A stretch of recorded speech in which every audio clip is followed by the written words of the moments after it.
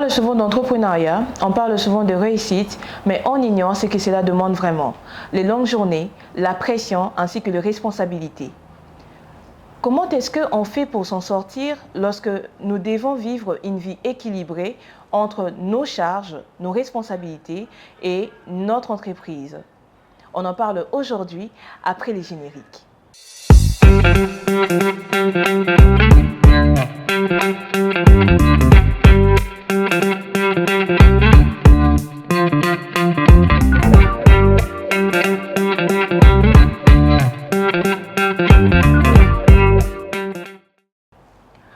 Bienvenue dans Parcours, podcast Conversation Yabanamboka, un podcast où l'on parle de choix, des responsabilités, mais surtout où l'on parle du vrai parcours.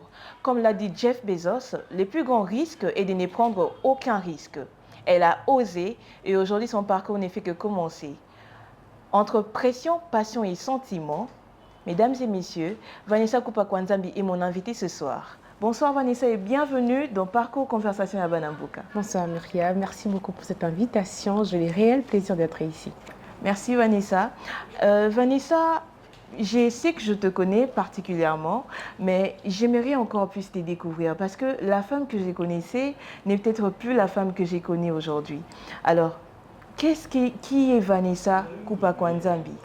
Alors, Vanessa Kupakwanzambi est aujourd'hui fondatrice et directrice générale de Donagro, qui est une entreprise agroalimentaire, mais je suis aussi assistante à l'université de Kinshasa et la vice-première présidente du Parlement de jeunes Kinshasa et beaucoup d'autres casquettes.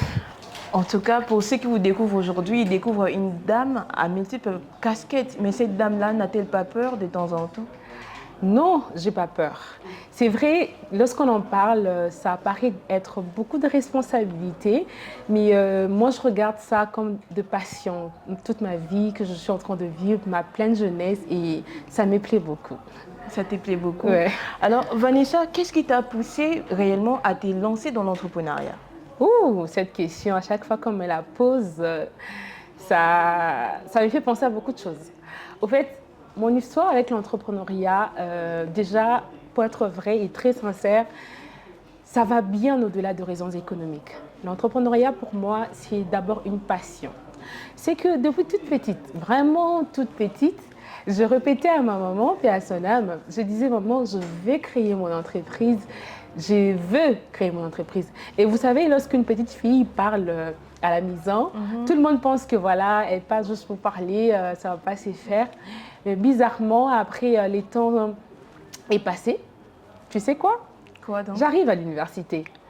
Lorsque j'obtiens ma première distinction à l'université, au lieu de penser à des parcours professionnels classiques, Oui. c'est là que je reprends les déclics. Je me dis, tiens, ça fait un moment, voilà, je pars de l'entreprise, je vais créer une entreprise, il faut que je me lance.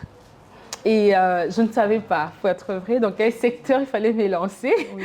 Mais je me suis dit, ok, c'est le moment, il faut que je me lance. Voilà un peu la petite histoire. Voilà. Et quand tu t'es lancée, tu t'es dit, je vais aller dans de l'agro-business, dans de l'agroalimentaire. Qu'est-ce qui a causé ces déclics en fait? C'est que j'ai une relation particulière avec la terre. Ça va paraître bizarre, mais c'est ça.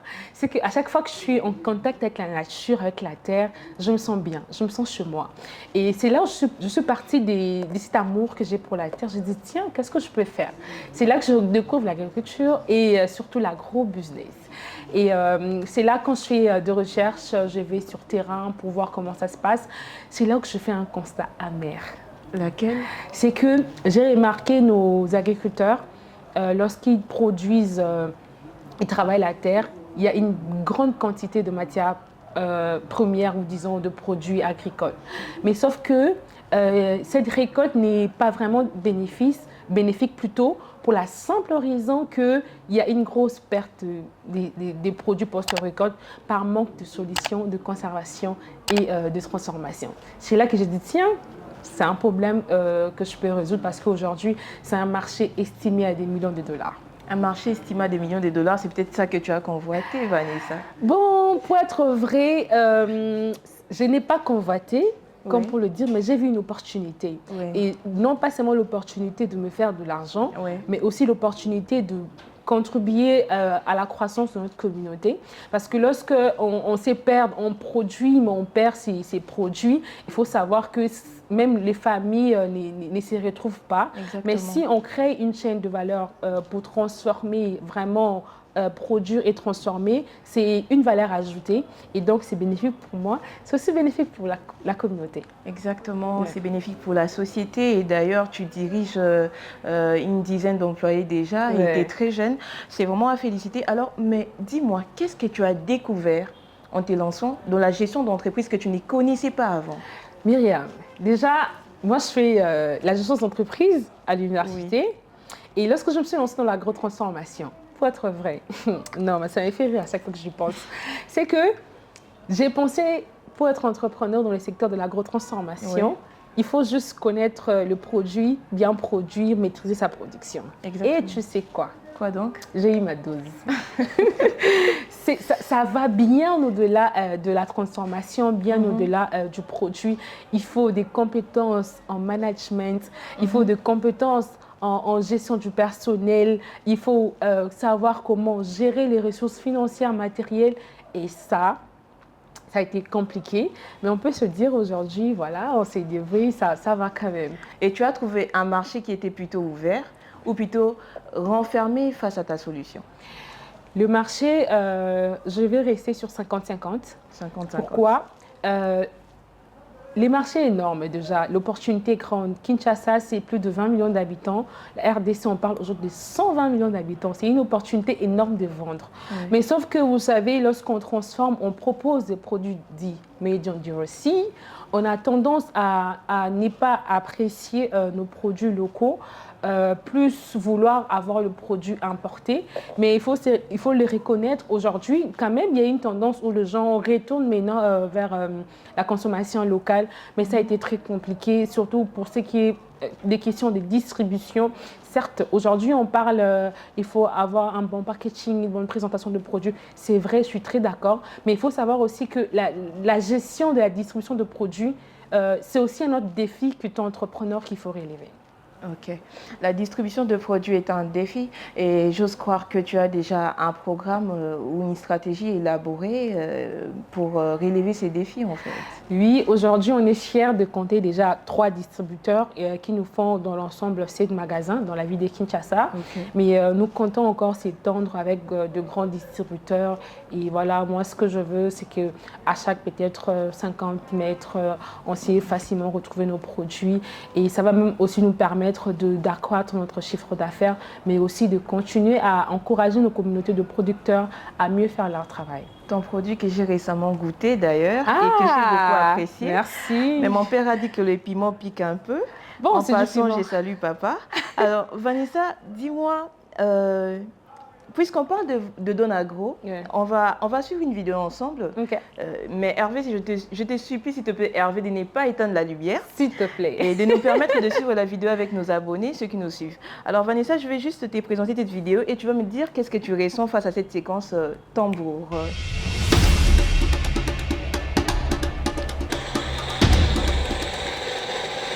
Ça, c'est moi, au début de Donagro. Je me souviens encore, de centre de nos renvois, je décide de passer à l'action, de concrétiser mon idée que je portais depuis toute petite. J'ai acheté un petit mixeur, quelques condiments pour tester la recette. Aux yeux de gens, j'étais juste en train de tester des recettes. Mais pour moi, c'est une entreprise qui commençait déjà. Où est-ce que vous avez trouvé tout ça? Bah, Hervé est derrière tout ça.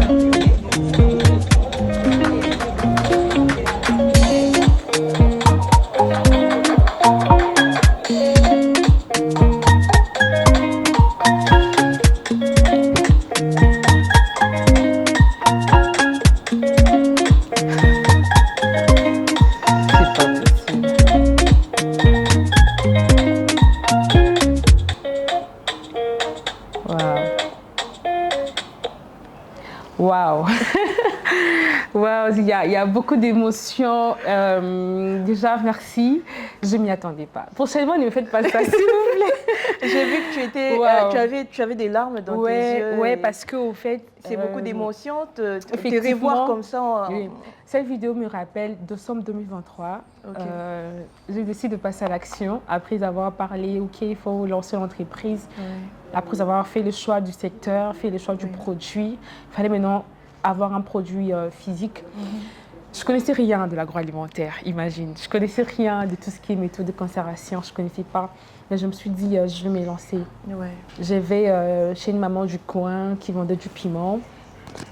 J'achète une petite quantité, je pense, de 1500 francs, je pense, et quelques condiments. Et ça, je commence dans la cuisine de mes parents.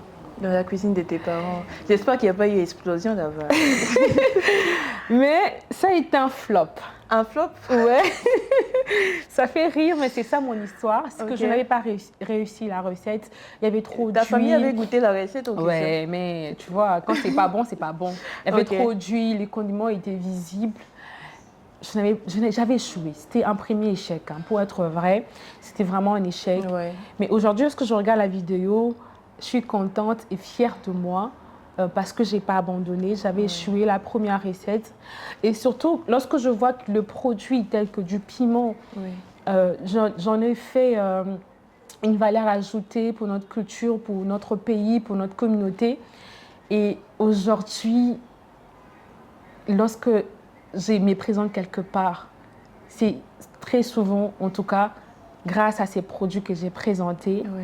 Et je me dis, waouh, donc je quittais d'un produit, d'une recette ratée, aujourd'hui à une production, à une chaîne de production maîtrisée. Oui. C'est beaucoup d'émotions en tout cas, beaucoup d'émotions et beaucoup de leçons. Et aussi, c'est comme ça que je dis, les échecs dans l'entrepreneuriat, il y en a. Et ça a été les premiers échecs, mais pour être vrai, ce n'est pas les derniers. Ça n'a pas été les derniers, ça a continué. Mais l'effet d'être là, debout, Oui. continuer, cette résilience, c'est la chose dont je suis la plus fière. La résilience. Ouais. La résilience encore et encore. Et puisqu'on en parle, je suppose que Vanessa, tu as dû sacrifier beaucoup de choses. Effectivement, bon, je ne sais pas si tu as pris le temps de fouiller sur moi et tu me poses des questions. J'ai un peu du mal, mais je vais essayer vraiment de répondre correctement parce que ça serait important, ça peut aider à quelqu'un qui va nous suivre. Oui. J'ai sacrifié beaucoup de choses. Voilà, toi-même tu le dis, j'espère que ça ne te dérange pas de te tutoyer. Non, non. Toi-même non. tu le dis, j'ai commencé vraiment de ma jeunesse, j'ai dû sacrifier beaucoup de choses. Oui. Les temps que je pouvais prendre pour des petits plaisirs de la jeunesse, Oui. j'ai pas pu le faire.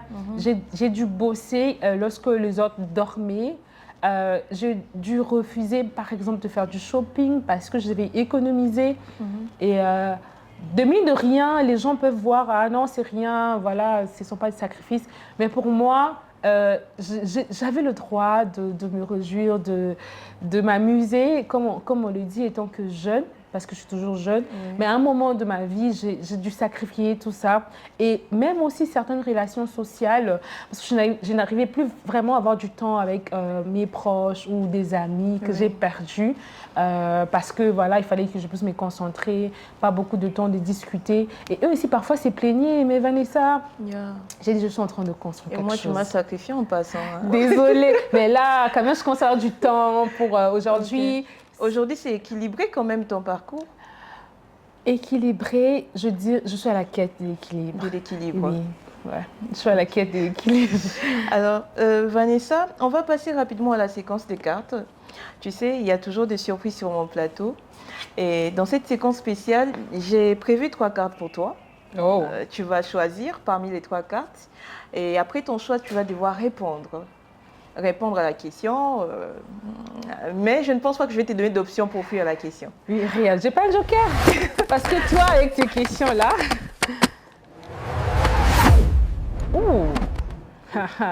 C'est quoi ta question? Si un homme te disait « Je t'aime, mais laisse ton entreprise » ou ton entreprise, moi, fais ton choix. Mais Myriam, le choix est clair. C'est l'entreprise. En fait, c'est mon entreprise parce qu'un homme qui m'aime ne peut pas me dire d'arrêter de travailler. Parce que, au fait, comme je te le disais, pour moi, c'est une passion de cœur. Ça va bien au-delà de raisons économiques. Quelqu'un qui m'aime accepter. Dois accepter ta passion. Accepter ma passion. Parce que c'est entre... En fait, ma question, elle est très pertinente. Pourquoi? Parce qu'on est entre pression, passion et sentiment, Vanessa. Il y a la pression que tu subis, il y a la passion que tu as pour les métiers que tu as choisis, et il y a les sentiments que tu ressens, même envers un homme, pourquoi pas? Oui, mais pour être vrai, en toute honnêteté, ma passion passe parce que ça émane même de comment moi je suis en train de me valoriser, vous voyez. Et que quand tu aimes, tu acceptes, tu comprends. Pourquoi franchement, j'ai du mal dans cette société où on demande à la femme de faire certains choix, par exemple, entre l'homme et l'entreprise. L'un n'exclut pas l'autre. Et surtout quand c'est un homme qui t'aime, pour moi, il va t'accompagner, il va te soutenir. Parce que toi aussi, tu le soutiens dans ce qu'il fait. Et moi, je pense que ça doit être dans ce sens-là. Moi, quand quelqu'un vient me dire « Non, tu dois arrêter », quand déjà tu dis « J'arrête pas », il te demande d'arrêter, il t'amène à l'étranger et tout. Non. Bah, tu choisis pas l'étranger pour... Non, non. L'étranger. Mais est-ce que tu sais que, voilà, avec beaucoup d'humilité, mon entreprise me fait voyager quand même. Mais ça n'influence pas un peu ta vie sentimentale? Est-ce que tu penses que l'amour peut avoir sa place dans une vie professionnelle très, très animée, hein? Surtout ta vie à toi où tu voyages, tu reviens, tu as des réunions, des entretiens parfois très tard la nuit. Et tu penses vraiment qu'en tant que femme, nous pouvons réussir à survivre qu'importe la pression? Exactement. Moi, je pense que l'amour a toujours sa place. Tout est question d'abord d'organisation. C'est pas quand on dit on est femme, chef d'entreprise, on n'a pas droit à une vie sociale, on n'a pas droit à vivre l'amour, à créer un foyer. L'un n'exclut pas l'autre. Vraiment, tout est question d'organisation. Tu sais, quand tu voyages, et parfois aussi savoir dire non, par exemple, pour avoir de priorités. Voilà, ce n'est pas tout le temps qu'on travaille et ce n'est pas tout le temps aussi qu'on est en vacances. Donc moi, je pense que lorsque tu as un bon partenaire, c'est fluide. Tu n'as même pas besoin de te tracasser. Tu peux facilement, avec beaucoup d'organisation, être équilibré. Merci Vanessa. On va passer maintenant à la séquence du vrai ou faux, juste après ces petits génériques. Aujourd'hui, beaucoup de jeunes ont du talent. Mais qui éteint la lumière? Hervé, rallume, s'il te plaît. Soyons sérieux, quoi? Savez-vous que vous avez tous un parcours, mais qu'il est peut-être éteint? Éteint parce que vous n'avez pas de repère, pas de modèle, pas de mentor. C'est pourquoi LPZ Consulting lance son podcast Parcours, Conversation à Banamboka. Un podcast où l'on parle vrai, des choix et des responsabilités. Hervé, je n'avais même pas fini. Nous sommes de retour. Alors Vanessa, vrai ou faux? Ici, c'est très simple. Tu réponds simplement par vrai ou faux. Il faut quand même me donner un joker, s'il te plaît. Je te laisse quand même un petit joker de débat. Alors, vrai ou faux, il est impossible d'entreprendre au Congo? Impossible d'entreprendre? Au Congo? C'est faux. Moi, j'entreprends au Congo quand même. Est-ce que ça marche vraiment? Oui, ça marche. Parce qu'il y a des gens qui hésitent, hein, il y a des gens qui nous suivent qui hésitent quand non, même. En fait, notre pays, il y a beaucoup d'opportunités. Tout comme aussi il y a beaucoup de défis. D'ailleurs, partout ailleurs, il y a toujours beaucoup d'opportunités, beaucoup de défis. C'est ça qui fait même la beauté de l'entrepreneuriat. Quand ce n'est pas facile, tu vois, quand tu as dû sacrifier, quand tu as dû bosser dur, c'est ça l'histoire, au fait. Ok, c'est ça l'histoire, quand tu as dû bosser dur. Mais vrai ou faux, pour entreprendre au Congo, il faut un héritage familial? Myriam, c'est faux. Moi, j'ai hérité. J'ai pas hérité d'un bien ou de l'argent. Je commençais avec ce que j'avais, pas forcément zéro, mais je commençais avec ce que j'avais de moi-même. Parce que, au fait, mon histoire est un peu. J'ai fait aussi des ventes en ligne. Hein. J'ai vendu des accessoires, de bijoux de femmes, de chaussures. J'ai fait ça. Hein. C'est pas que je commençais directement CEO DG. Non, je fais ces business-là. Ça m'a permis de gagner un peu d'argent. Donc, tu n'es pas obligé. Moi, je n'ai pas hérité, tu vois. Vrai ou faux, les entrepreneurs, vrai ou faux, les Congolais ne soutiennent pas les entrepreneurs locaux? 50-50. Désolée, hein, ne me jetez pas la pierre. Tu ne veux pas condamner le Congolais parce qu'on le dit à maintes reprises que les Congolais n'aiment pas consommer Made in Congo et tout ça. Non, je dirais 50-50. J'ai eu l'opportunité de rencontrer beaucoup de personnes qui aiment la consommation locale, qui soutiennent la consommation locale. Tout comme aussi, j'ai rencontré aussi beaucoup de personnes qui hésitent, qui doutent encore sur tout ce qui est question de consommation locale. Bon, pour une raison ou d'une autre, peut-être la maîtrise des procédés, parfois aussi voilà, la présentation du produit, les packaging. Mais je dirais 50-50. Il y a vraiment de ces personnes qui connaissent l'importance de la consommation locale et qui savent d'ailleurs que les produits qui sont fabriqués localement, il y a par exemple de valeurs nutritives, c'est bien conservé. Et voilà, raison pour laquelle je dis, quand tu te lances en entrepreneuriat, et surtout dans mon secteur de l'agro-transformation, il est crucial, je dis Myriam, très crucial d'avoir une très bonne présentation de produits. Voilà, il y a les normes pour avoir des emballages, des étiquettes, c'est toujours important. Vanessa, vrai ou faux, une femme qui réussit est forcément soutenue par un homme. Il y a un homme derrière Myriam, qui finance, qui est là, qui se bat pour que ça marche. Je dois répondre où là? Faux. C'est faux et archi faux. Au fait, ça m'a fait de la peine de voir que on a toujours tendance à coller la réussite d'une femme à un homme. Pas forcément. Il y a des femmes qui se débrouillent bien et qui elles sont arrivées à réussir sans forcément l'appui d'un homme marié ou de son mari ou de son papa. Bien que ce n'est pas mauvais, hein, parce qu'il faut nuancer. Ce n'est pas parce que toi, tu es né dans une famille où il y a des difficultés financières et qu'une personne qui est née dans une famille où les finances, voilà, c'est pas quelque chose où on peut se tracasser, que cette personne a moins travaillé. Moi, je suis contre cette philosophie-là. Les personnes qui sont nées dans des familles où voilà, les finances, ils ont trouvé peut-être que papa avait déjà un travail ou papa avait déjà un nom, et qu'elles ont aussi travaillé d'une manière ou d'une autre pour atteindre cela. Parce qu'aujourd'hui, il y a aussi des personnes qui ont tout à leur portée, l'argent, les noms ou les pouvoirs, mais ils n'arrivent pas à construire quelque chose de solide ou quelque chose qui émane d'eux.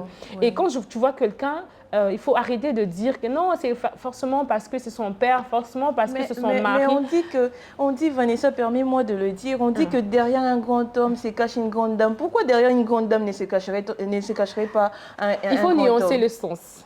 Généralement, quand on dit derrière un grand homme se cache une grande dame, c'est une façon de dire, voilà, l'homme a été soutenu par une bonne femme docile et tout. Mais quand on dit derrière cette femme-là, il y a eu un homme, généralement, dans la conception, c'est pour dénigrer le travail. Non, tu vois, elle n'a rien fait, elle a été poussée.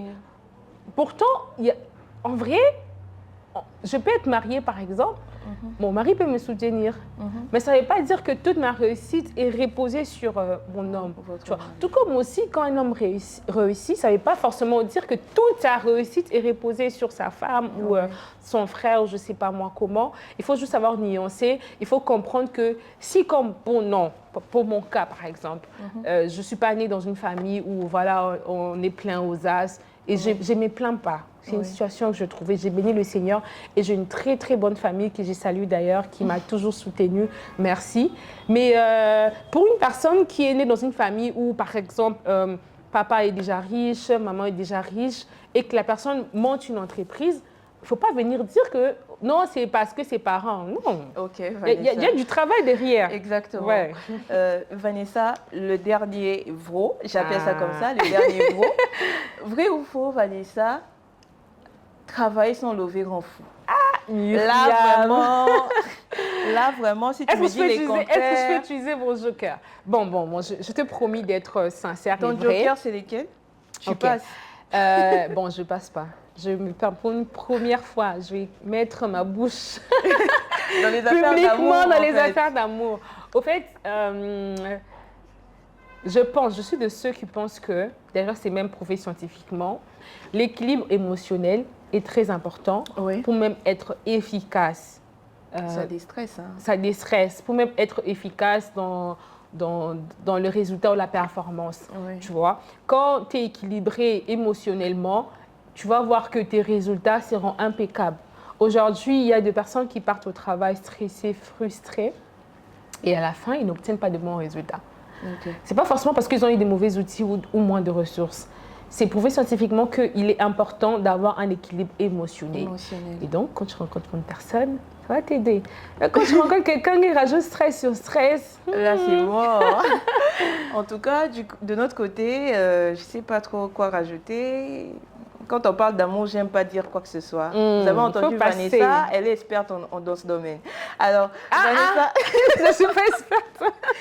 Alors, je te taquine. Ouais. Vanessa, nous avons reçu une question du public. Oh. C'est quoi la prochaine étape après Donagro? C'est-à-dire, où est-ce que tu te vois dans les prochaines années? Waouh. Où est-ce que je me vois dans les prochaines années? Déjà, je me vois au commencement. Hein. Ce n'est pas une fausse humilité, mais je me vois encore vraiment au commencement.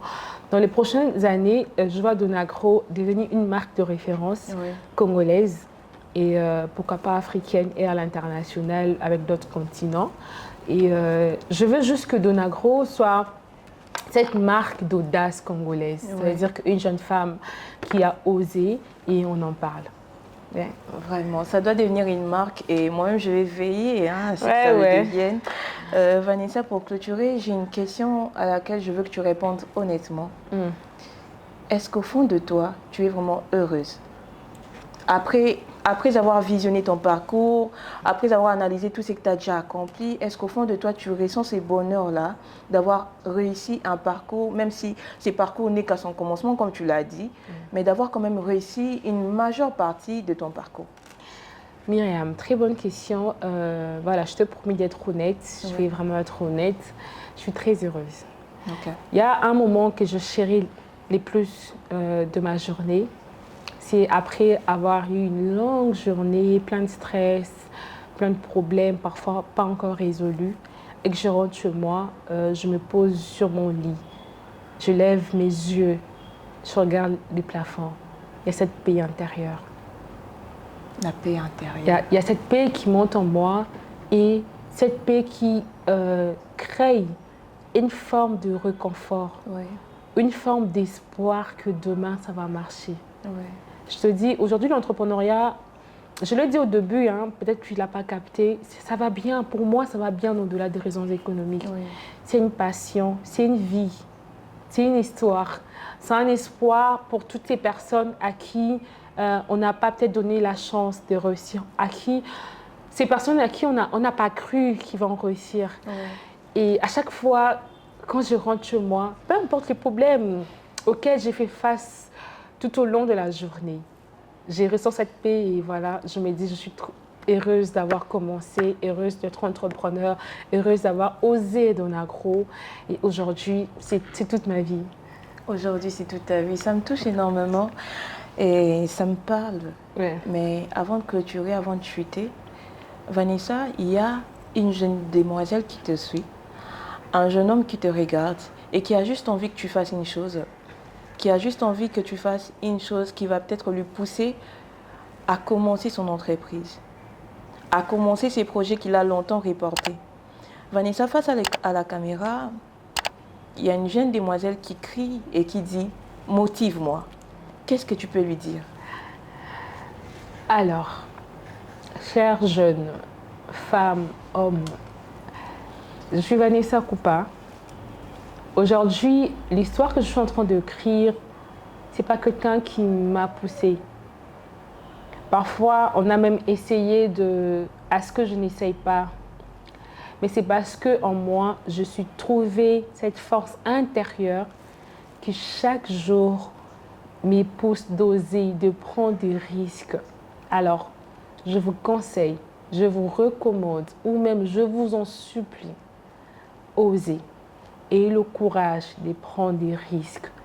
Et le courage de sortir de votre zone de confort.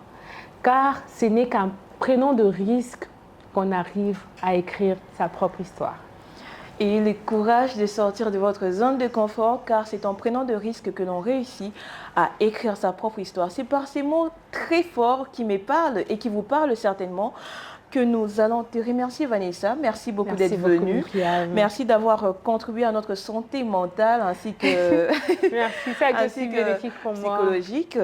Et merci pour ta sincérité. Entrepreneur, conférencière, assistant des universités, Vanessa Kupakwanza nous a parlé sans filtre. Et merci à vous de nous avoir suivis jusqu'au bout. J'en profite pour remercier Christian Manolas, remercier également Jodif Kabeya, ainsi que tous ceux qui nous ont suivis. Merci. Et si cette conversation vous a parlé, c'est qu'elle fait sans doute écho à votre propre parcours. C'était pour vous Myriam Nunzé Apezo. À nous revoir à la prochaine dans podcast Parcours Conversation à Banamboka. Merci. Merci.